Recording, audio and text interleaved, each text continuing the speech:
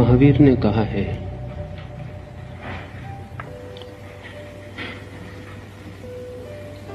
जिसे पाना हो उसे देखना शुरू करना चाहिए, क्योंकि हम उसे ही पा सकते हैं जिसे हम देखने में समर्थ हो जाएं। जिसे हमने देखा नहीं उसे पाने का भी कोई उपाय नहीं। जिसे खोजना हो उसकी भावना करनी प्रारंभ कर देनी चाहिए,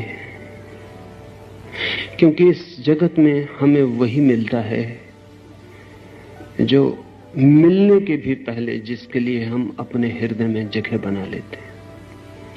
अतिथि घर आता हो तो हम इंतजाम कर लेते हैं उसके स्वागत का। अरिहंत को निर्मित करना हो स्वयं में, सिद्ध को पाना हो कभी, किसी क्षण स्वयं भी केवली बन जाना हो, तो उसे देखना, उसकी भावना करनी, उसकी आकांक्षा और अभीप्सा की तरफ चरण उठाने शुरू करने जरूरी है। महावीर से 2500 साल पहले चीन में एक कहावत प्रचलित थी, और वो कहावत थी लाओ त्से के द्वारा कही गई और बाद में संग्रहित की गई चिंतन की धारा का पूरा सार। वो कहावत थी, the superior physician cures the illness before it is manifested। जो श्रेष्ठ चिकित्सक है वो बीमारी के प्रकट होने के पहले ही उसे ठीक कर देता है। The inferior physician only cares for the illness which he was not able to prevent। और जो साधारण चिकित्सक है वो केवल बीमारी को दूर करने में थोड़ी बहुत सहायता पहुंचाता है जिसे वो रोकने में समर्थ नहीं था। हैरान होंगे जान के आप ये बात कि महावीर से 2500 साल पहले, आज से 5000 साल पहले चीन में चिकित्सक को बीमारी के ठीक करने के लिए कोई पुरस्कार नहीं दिया जाता था। उल्टा ही रिवाज था, या हम समझें कि हम जो कर रहे हैं वो उल्टा है। चिकित्सक को पैसे दिए जाते थे इसलिए कि वो किसी को बीमार न पड़ने दे, और अगर कभी कोई बीमार पड़ जाता तो चिकित्सक को उल्टे उसे पैसे चुकाने पड़ते थे। तो हर व्यक्ति नियमित अपने चिकित्सक को पैसे देता था ताकि वो बीमार ना पड़े, और बीमार पड़ जाए तो चिकित्सक को उसे ठीक भी करना पड़ता और पैसे भी देने पड़ते।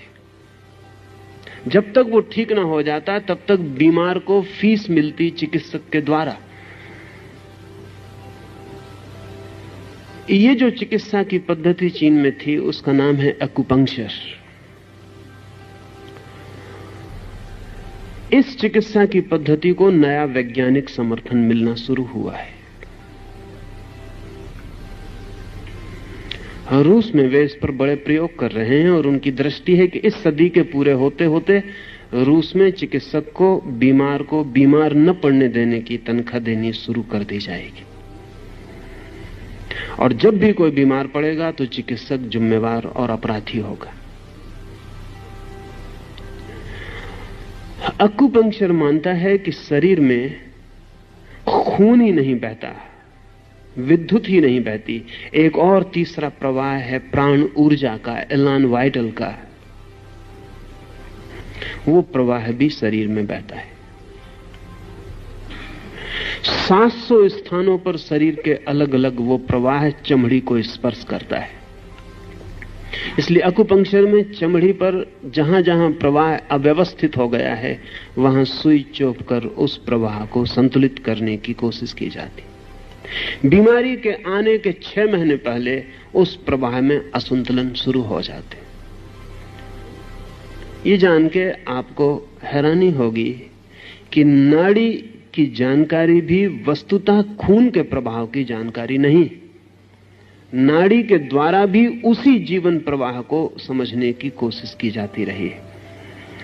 और 6 महीने पहले नाड़ी अस्त व्यस्त होनी शुरू हो जाती, बीमारी के आने के 6 महीने पहले। हमारे भीतर जो प्राण शरीर है, उसमें पहले बीज रूप में चीजें पैदा होती हैं और फिर वृक्ष रूप में हमारे भौतिक शरीर तक फैल जाती। चाहे शुभ को जन्म देना हो, चाहे अशुभ को, चाहे स्वास्थ्य को जन्म देना हो, चाहे बीमारी को, सबसे पहले प्राण शरीर में बीज आरोपित करने होते। ये जो मंगल की स्तुति है कि अरिहंत मंगल है, ये प्राण शरीर में बीज डालने का उपाय है। क्योंकि जो मंगल है उसकी कामना स्वाभाविक हो जाती है। हम वही चाहते हैं जो मंगल है, जो अमंगल है वो हम नहीं चाहते। इसमें चाह की तो बात ही नहीं की गई है, सिर्फ मंगल का भाव है।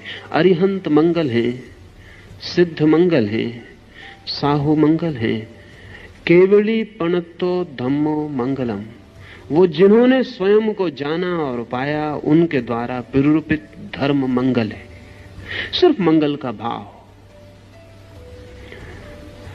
ये जान के हैरानी होगी कि मन का नियम है, जो भी मंगल है ऐसा भाव गहन हो जाए, उसकी आकांक्षा शुरू हो जाती। आकांक्षा को पैदा नहीं करना पड़ता, मंगल की धारणा को पैदा करना पड़ता है। आकांक्षा मंगल की धारणा के पीछे छाया की भांति चली आती।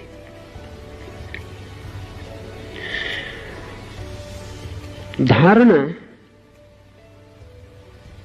पतंजलि योग के 8 अंगों में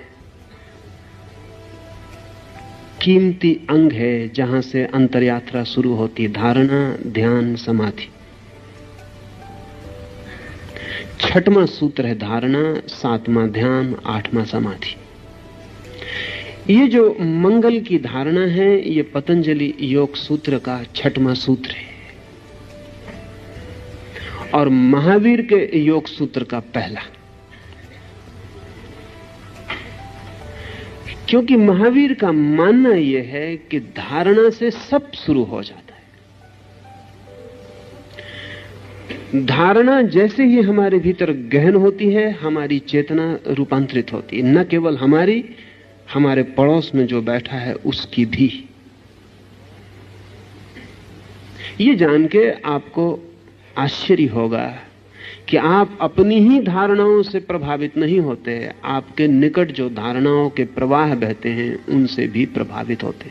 इसलिए महावीर ने कहा है, अज्ञानी से दूर रहना मंगल है, ज्ञानी के निकट रहना मंगल है।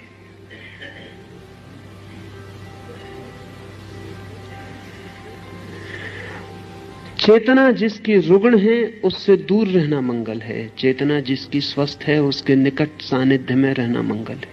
सत्संग का इतना ही अर्थ है कि जहां शुभ धारणाएं हों, उस मिल्यू में, उस वातावरण में रहना मंगल है।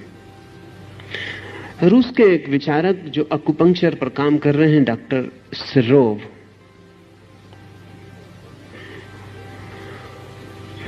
उन्होंने यांत्रिक आविष्कार किए हैं जिनसे पड़ोसी की धारणा आपको कब प्रभावित करती है और कैसे प्रभावित करती है उसकी जांच की जा सकती है।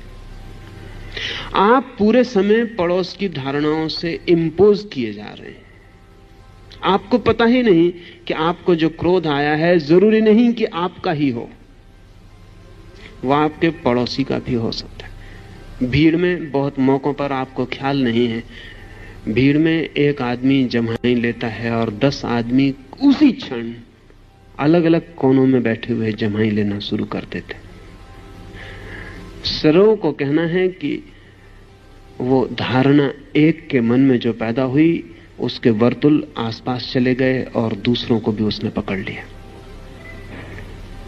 अब इसके लिए उसने यंत्र निर्मित किए हैं जो बताते हैं कि धारणा आपको कब पकड़ती है और कब आप में प्रवेश कर जाती। अपनी धारणा से तो व्यक्ति का प्राण शरीर प्रभावित होता ही है, दूसरे की धारणा से भी प्रभावित होता है। कुछ घटनाएं इस संबंध में आपको कहूं तो बहुत आसान होगा। 1910 में जर्मनी की एक ट्रेन में एक 15-16 वर्ष का युवक बेंच के नीचे छिपा पड़ा है। उसके पास टिकट नहीं है, वो घर से भाग खड़ा हुआ है, उसके पास पैसा भी नहीं है। फिर तो बाद में वो बहुत प्रसिद्ध आदमी हुआ और हिटलर ने उसके सिर पर 2 लाख मार्क की घोषणा की कि जो उसका सिर काट लाए। वो तो फिर बहुत बड़ा आदमी हुआ और उसके बड़े अद्भुत परिणाम हुए और स्टालिन और आइंस्टीन और गांधी सब उससे मिलकर आनंदित और प्रभावित हुए। उस आदमी का बाद में नाम हुआ वुल्फ मैसिंग। उस दिन तो उसे कोई नहीं जानता था 1910 में। वुल्फ मैसिंग ने अभी अपनी आत्मकथा लिखी है जो रूस में प्रकाशित हुई है और बड़ा समर्थन मिला है। अपनी आत्मकथा उसने लिखी है अबाउट माई सेल्फ। उसमें उसने लिखा है कि उस दिन मेरी जिंदगी बदल गई। उस ट्रेन में नीचे फर्श पर छिपा हुआ पड़ा था बिना टिकट के कारण। मैसिंग ने लिखा है कि वो शब्द मुझे कभी नहीं भूलते। टिकट चेकर का कमरे में प्रवेश, उसके जूतों की आवाज और मेरी सांस का ठहर जाना और मेरी घबराहट और पसीने का छूट जाना ठंडी सुबह, और फिर उसका मेरे पास आके पूछना, यंग मैन योर टिकट। मैसिंग के पास तो टिकट थी नहीं, लेकिन अचानक पास में पड़ा हुआ एक कागज का टुकड़ा, अखबार की रद्दी का टुकड़ा मैसिंग ने हाथ में उठा लिया, आंख बंद की और संकल्प किया ये टिकट है, और उसे उठा के टिकट चेकर को दे दिया। और मन में उसने सोचा कि हे परमात्मा, उसे टिकट दिखाई पड़ जाए। उसने उस कागज को पंक्चर किया, टिकट वापस लौटाई और कहा कि when you have got the ticket why you are lying under the seat.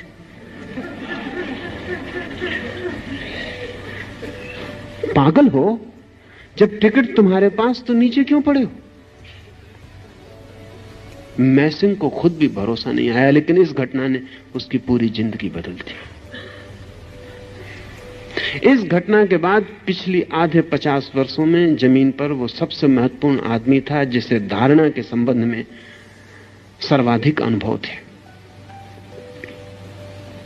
मैसिंग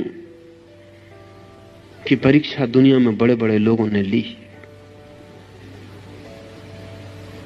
1940 में एक नाटक के मंच पर, जहां वो अपना प्रयोग दिखला रहा था, लोगों में विचार संक्रमित करने का, अचानक पुलिस आके मंच को पर्दा गिरा दिया और लोगों से कहा कि यह कार्यक्रम समाप्त हो गया क्योंकि मैसिंग गिरफ्तार कर लिया गया।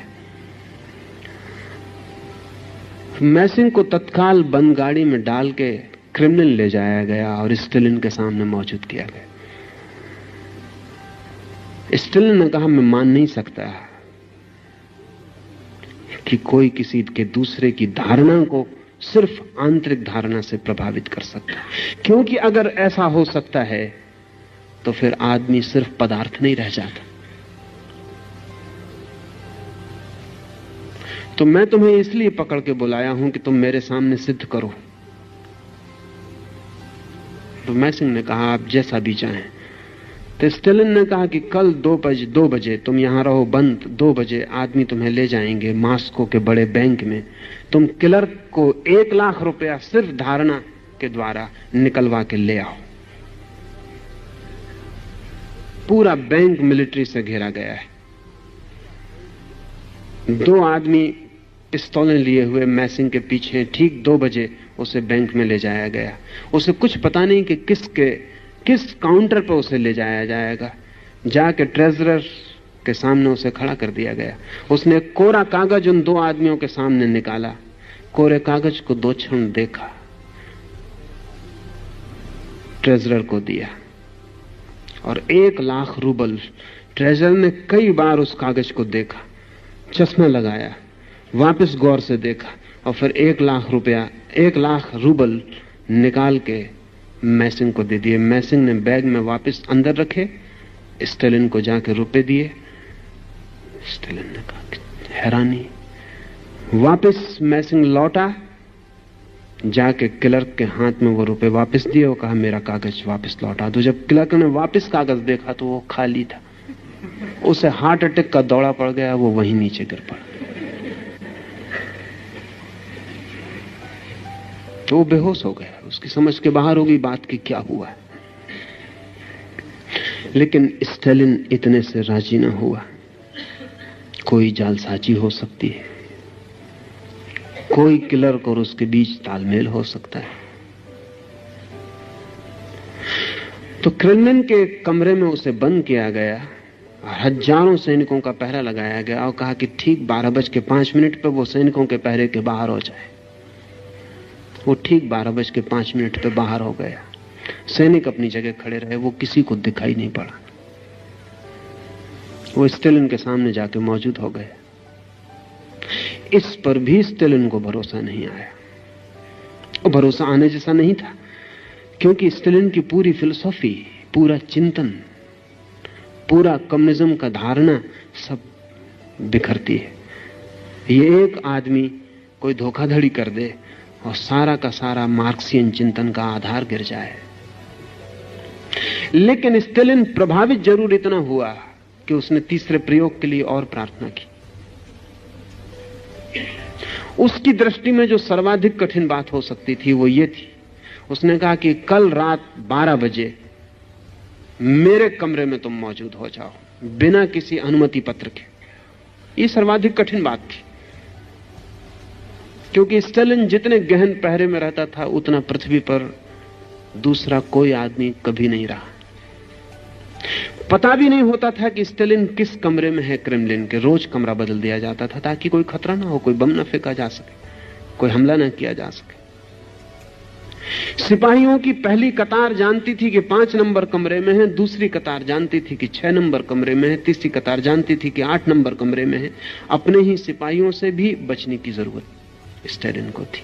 कोई पता नहीं होता था कि स्टालिन किस कमरे में। स्टालिन की खुद पत्नी भी स्टालिन के कमरे का पता नहीं रख सकती थी। क्रेमलिन के सारे कमरे जिनमें स्टालिन अलग अलग होता था करीब करीब एक जैसे थे, जिनमें वो कहीं भी किसी भी क्षण हट सकता था। सारा इंतजाम हर कमरे में था। ठीक रात 12 बजे पहरेदार पहरा देते रहे और मैसिंग जाके स्टालिन की मेज के सामने खड़ा हो गया। स्टालिन भी कब गया और स्टालिन ने कहा कि तुमने ये किया कैसे, यह असंभव है। मैसिंग ने कहा मैं नहीं जानता, मैंने कुछ ज्यादा नहीं किया, मैंने सिर्फ एक ही काम किया कि मैं दरवाजे पर आया और मैंने कहा कि मैं आई एम बेरिया। वो बेरिया रूसी पुलिस का सबसे बड़ा आदमी था, स्टालिन के बाद नंबर 2 की ताकत का आदमी। बस मैंने सिर्फ इतना ही भाव किया कि मैं बेरिया हूं और तुम्हारे सैनिक मुझे सलाम बजाने लगे और मैं भीतर आ गया। स्टालिन ने सिर्फ मैसिंग को आज्ञा दी कि वो रूस में घूम सकता है और प्रमाणिक है। 1940 के बाद रूस में इस तरह के लोगों की हत्या नहीं की जा सकी, वो सिर्फ मैसिंग के कारण। 1940 तक रूस में कई लोग मार डाले गए जिन्होंने इस तरह के दावे किए थे। कार्ल आटोविच नाम का एक आदमी 1937 में रूस में हत्या की स्टालिन की आज्ञा से, क्योंकि वो भी जो करता था वो ऐसा था कि उससे कम्युनिज्म की जो मटेरियलिस्ट भौतिकवादी धारणा है वो बिखर जाती है। अगर धारणा इतनी महत्वपूर्ण हो सकती है तो स्टालिन ने आज्ञा दी अपने वैज्ञानिकों को कि मैसिंग की बात को पूरा समझने की कोशिश करो, क्योंकि इसका युद्ध में भी उपयोग हो सकता है। और जो आदमी मैसिंग का अध्ययन करता रहा उस आदमी ने, नामोव ने कहा है कि जो अल्टीमेट वीपन है युद्ध का, आखिरी जो अस्त्र सिद्ध होगा वो ये मैसिंग के अध्ययन से निकलेगा। क्योंकि जिस राष्ट्र के हाथ में धारणा को प्रभावित करने के मौलिक सूत्र आ जाएंगे उस राष्ट्र को अणु की शक्ति से हराया नहीं जा सकता। सच तो यह है कि जिनके हाथ में अणु बम हो उनको भी धारणा से प्रभावित किया जा सकता है कि वो अपने ऊपर ही फेंक ले। एक हवाई जहाज बम फेंकने आ रहा हो, उसके पायलट को प्रभावित किया जा सकता है कि वापस लौट जाए, अपनी ही राजधानी पे गिरा दे। नामोव ने कहा है कि the ultimate weapon in war is going to be psychic power. ये धारणा की जो शक्ति है, ये आखिरी अस्त्र सिद्ध होगा। इस पर रोज काम बढ़ता चला जाता है। स्टालिन जैसे लोगों की उत्सुकता तो निश्चित ही विनाश की तरफ होगी। महावीर जैसे लोगों की उत्सुकता निर्माण और सृजन की ओर है। इसलिए मंगल की धारणा, महावीर ने कहा है, भूल कर भी स्वप्न में भी कोई बुरी धारणा मत करना, क्योंकि वो परिणाम ला सकती है। आप राह से गुजर रहे हैं, आप सोचते हैं मैंने कुछ किया भी नहीं, एक मन में ख्याल भर आ गया कि इस आदमी की हत्या कर दूं। आपने कुछ किया नहीं, कि इस दुकान से फला चीज चुरा लूं। आप चोरी करने नहीं भी गए, लेकिन क्या आप निश्चिंत हो सकते हैं कि राह पर किसी चोर ने आपकी धारणा न पकड़ ली होगी?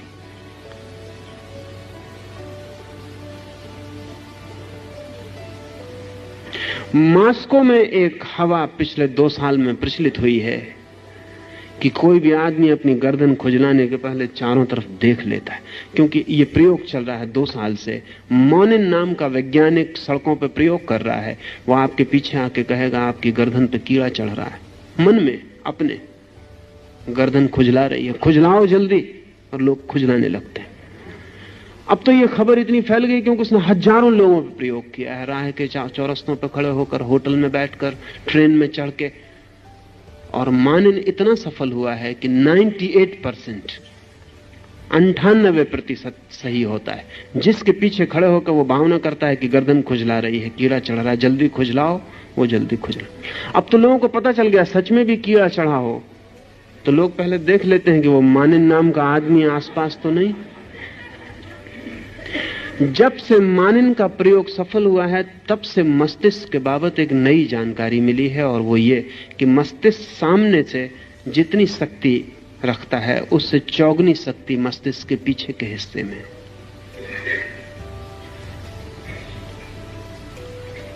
तो पीछे से व्यक्ति को जल्दी प्रभावित किया जा सकता है।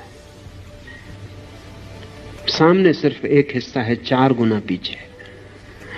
और जो लोग, जैसे कि मैसिंग, या कल मैंने आपको कहा नेल्या नाम की महिला जो वस्तुओं को सरका सकती है, इनके मस्तिष्क के अध्ययन से पता चला है कि इनका मस्तिष्क पीछे 50 गुनी शक्ति से भरा हुआ है, सामने 1 तो पीछे 50। योग की निरंतर धारणा रही है कि मनुष्य का असली मस्तिष्क छिपा हुआ पीछे पड़ा है, और जब तक वो सक्रिय नहीं होता तब तक मनुष्य अपनी पूर्ण गरिमा को उपलब्ध नहीं होगा। यह भी हैरानी की बात है कि अगर आप कोई बुरा विचार करते हैं तो प्रकृति का अद्भुत नियम है कि आप मस्तिष्क के अगले हिस्से से करते हैं। मस्तिष्क का प्रत्येक हिस्सा अलग अलग काम करता है। अगर आपको हत्या करनी है तो उसका विचार आपके मस्तिष्क के ऊपरी सामने के हिस्से में चलता है, और अगर आपको किसी की सहायता करनी है तो पीछे अंतिम हिस्से में चलता है। प्रकृति ने इंतजाम किया हुआ है कि शुभ की ओर आपको ज्यादा शक्ति दी हुई है, अशुभ की ओर कम शक्ति दी हुई है। लेकिन शुभ जगत में दिखाई नहीं पड़ता और अशुभ जगत में बहुत दिखाई पड़ता है। हम शुभ की कामना ही नहीं करते, या अगर हम कामना भी करते हैं तो हम तत्काल विपरीत कामना करके उसे काट देते हैं। जैसे एक मां अपने बच्चे के जीने की कितनी कामना करती है, बड़ा हो, जिए, लेकिन किसी क्षण क्रोध में कह देती तू तो होते से ही मर जाता तो बेहतर था। उसे पता नहीं है कि 4 दफा उसने कामना की हो शुभ की, और ये एक दफा अशुभ की,